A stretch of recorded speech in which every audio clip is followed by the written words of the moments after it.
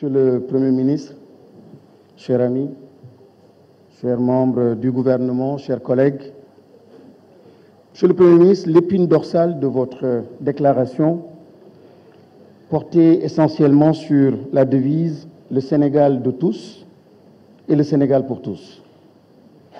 Mais quand j'interroge l'Interland, quand j'interroge le paysan de l'intérieur, les 110% des Sénégalais qui sont dans la pauvreté, Monsieur le ministre, cette devise change ou pourrait changer et devenir le Sénégal de certains Sénégalais et le Sénégal pour l'étranger.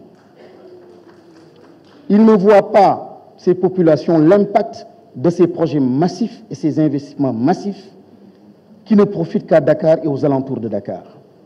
Ils se posent des questions par rapport à la notion de projet structurant.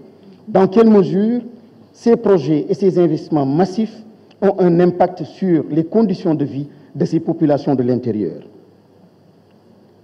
Les projets qui sont mis en avant semblent répondre plus à l'offre de puissances étrangères ou de multinationales étrangères qu'à une demande intérieure maîtrisée et assumée.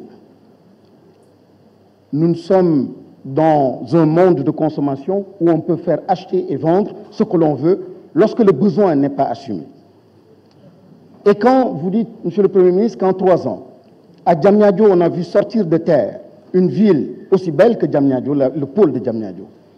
Le jeune de Fongolimbi, de Niagalan, de Toumania, qui pendant des décennies et des siècles demande simplement 10 km de route pour sauver son enfant, sauver la femme, sauver son business, qu'est-ce qu'il peut penser de l'État, qu'est-ce qu'il peut penser du pays, qu'est-ce qu'il peut penser de la politique de déterritorialisation? Une vraie politique de déterritorialisation, excusez-moi, une vraie politique qui va dans le sens de prendre en compte les terroirs.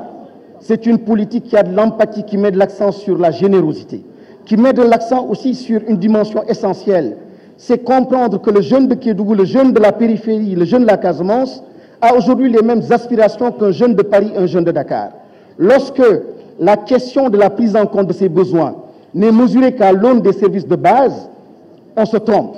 Aujourd'hui, c'est un jeune qui veut exactement les mêmes services, les mêmes investissements massifs avec beaucoup d'audace. C'est en ce moment qu'on peut parler de véritable détériorisation des politiques publiques de l'État. Néné Ficha, nous avons eu la chance, une belle occasion de rêver. Nous avions là un hôpital qui était structurant. C'était un avantage distinctif de cette région, malheureusement, qui est fermé depuis fort longtemps. Je vous remercie, chers collègues.